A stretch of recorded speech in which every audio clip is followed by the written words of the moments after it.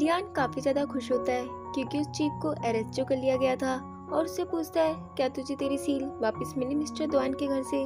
तो जिन बोलता है कि मुझे मिस्टर द्वान के घर से सील तो वापस नहीं मिली, मगर मैंने वहाँ पर एक मॉन्स्टर जरूर देखा था। तो लियान बोलता है कि फिर तो मुझे कल ही जाके उस मॉन्स्टर को पकड़ना चाहिए, मगर जिन उसे ऐसा करने से मना कर देता है। फिर हम देखते हैं मिस्टर द्वान की एक वाइफ सो रही होती है, तभी उन्हें फील होता है कि उनके पीछे कोई है।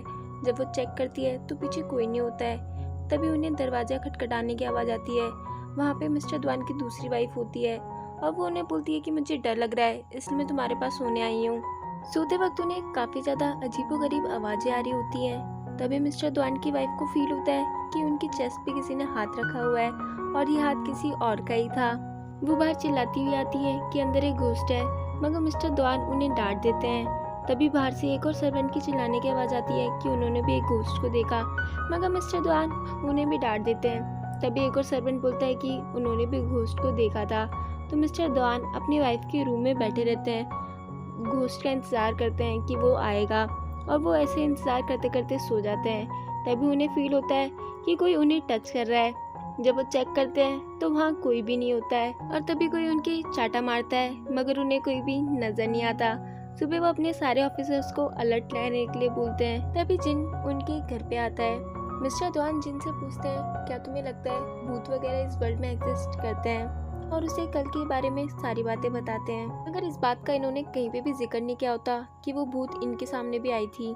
लियान जिन को बोलता है कि तू पाई को वापस क्यों नहीं ले आता, क्योंकि तेरा सारा काम मुझे ही करना पड़ता है, और उसे बोलता है कि अगर तू बोले तो मैं जाके उस मॉन्स्टर से सील को अभी ले आता हूँ। मगर जिन उसे ऐसा करने से मना करता है और उसे कहता है कि तू ग्रीन फेरी के साथ मिस्टर द्वान के घर जाना और उस मॉन्स्टर को पकड़ के यहाँ पर लेकर आना।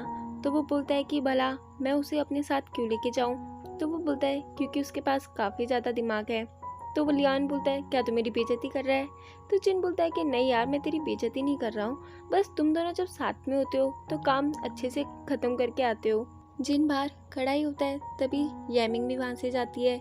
उसे पता चल जाता है कि यामिंग यहाँ से जा रही है। तो वो बोलता है कि अगर तुम यहाँ पे आई गई हो तो अंदर भी आ जाओ, और उसके लिए दरवाज़ा खोल देता है। यामिंग उसे बोलती है कि मैं तो बस यहाँ से जा रही थी। तो जिन उसे बोलता है कि मुझे लियान ने बताया था कि तुम सुबह भी यहाँ पे आई थी।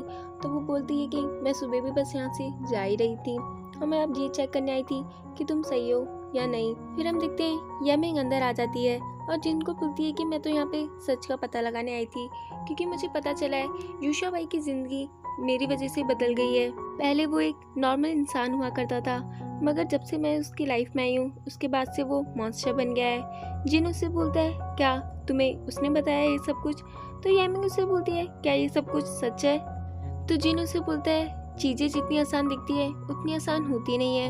यामिंग बोलती है कि भले आज मैं उसके साथ हूँ, मगर मुझे उसके साथ प्यार का एहसास नहीं होता है जिस तरह पास्ट में होता था। मैंने उसके साथ फील किया है कि हम दोनों पास्ट में कितने ज़्यादा खुश थे, मगर अब वो काफ़ी ज़्यादा वीक हो गया है, वो भी मेरी वजह से। तो मुझे उसके लिए 9 टेल फॉक्स ढूंढनी पड़ेगी जिसके कोर की वजह से वो सही हो सके, और वहाँ से चली जाती है। फिर हम देखते हैं ग्रीन फेरी और लियान मिस्टर द्वान के घर के वहाँ पहुँच जाते हैं। उनसे वो उनका कमांडर पूछता है कि तुम यहाँ पे क्यों आए हो। तो वो उन्हें थैंक यू बोलता है पिछली बार उनकी जान बचाने के लिए, और उन्हें बताता है कि मुझे जिन ने यहाँ पे भेजा है, हमें पता चला है कि आपके घर के अंदर एक मॉन्स्टर है, तो बस हम उसे ही पकड़ने आए हैं। फिर वो बात ये जाकर मिस्टर द्वान को बताता है और कहता है कि कल रात कुछ अजीब भी हुआ था, जैसे कि एक तो घोड़ा गायब हो गया था और भी कुछ अजीब हुआ था जिसके बारे में मैं अभी आपको वो नहीं बता सकता हूँ। फिर हम देखते हैं मिस्टर द्वान ग्रीन फेरी और लियान को वहाँ से डांट के भगा देते हैं। फिर हम देखते हैं डिनर करते वक्त मिस्टर द्वान की तीनों वाइफ काफ़ी ज़्यादा घबराई हुई होती हैं। मिस्टर द्वान उन्हें डांट के बाहर आ जाते हैं। वो देखते हैं कि एक लड़की उनके फाउंटेन में से पानी पी रही है।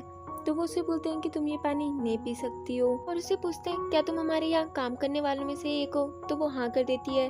तो वो उससे बोलते हैं कि मैंने तुम्हें आज से पहले कभी क्यों नहीं देखा, और उससे उसका नाम पूछते हैं। वो अपना नाम अवैन बताती है। तो उसे बोलते हैं कि मैं भले ही कितना ज़्यादा बुरा इंसान क्यों ना दिखता हूँ, मगर मैं दिल का बहुत अच्छा हूँ, और रात भी काफ़ी ज़्यादा हो चुकी है, तो तुम चाहो तो अंदर आके आराम कर सकती हो। वो उसे अपने साथ अपने रूम में ले जाते हैं और उसके साथ वहाँ पे ज़बरदस्ती करने की कोशिश करते हैं, मगर वो उन्हें वहीं पीछे से कूद डालती है। और फिर उन्हीं के सामने उन्हीं के घर पे बैठ के काफ़ी सारा खाना भी खाती है। ये खाना मिस्टर द्वान ने इसे ऑफ़र किया होता है। वो मिस्टर द्वान को खाना खिलाने के लिए थैंक यू बोलती है, तो मिस्टर द्वान को लगता है कि ये वही लड़की है इसके बारे में अभी चीफ बात कर रहा था।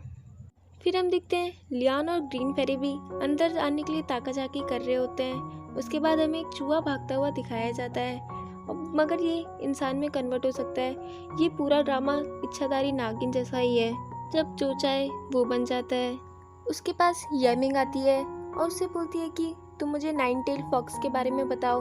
वो उसके पास अटैक करने के लिए आगे बढ़ ही रहा होता है, तभी यहाँ पे जिन आता है और वो उसके ऊपर अटैक करता है। और वो उसे बोलता है कि तुम्हें पता भी है नाइन टेल फॉक्स कितनी मुश्किल से मिलती है।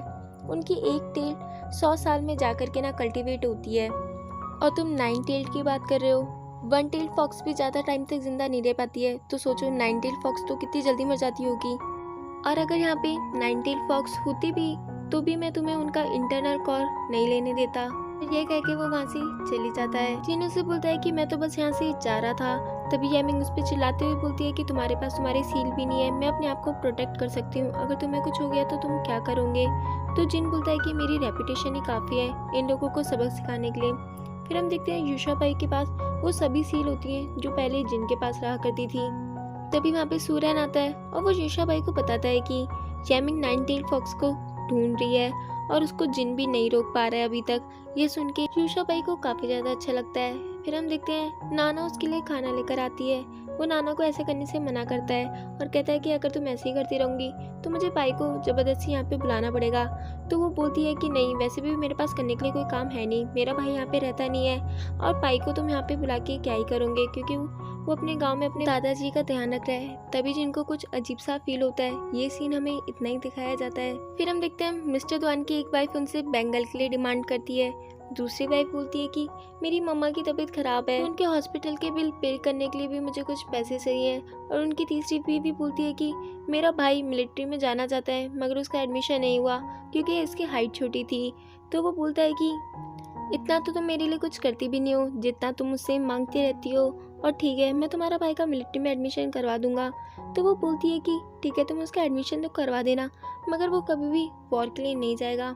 फिर हम देखते हैं मिस एवन फ्रॉक को पकड़ के खा रही होती है। तभी वहाँ पे मिस्टर द्वान की तीनों वाइफ आ जाती है। वो तीनों मिस्टर द्वान की काफ़ी ज़्यादा बुराई कर रही होती है। मिस एवन वो बातें सुन लेती है। वो उनके साथ भी बदतमीजी करती है। तभी वो उनके हाथ का फ्रॉक उनके ऊपर फेंक के मारती है, और इसी के साथ हमारा ये एपिसोड ख़त्म हो जाता है।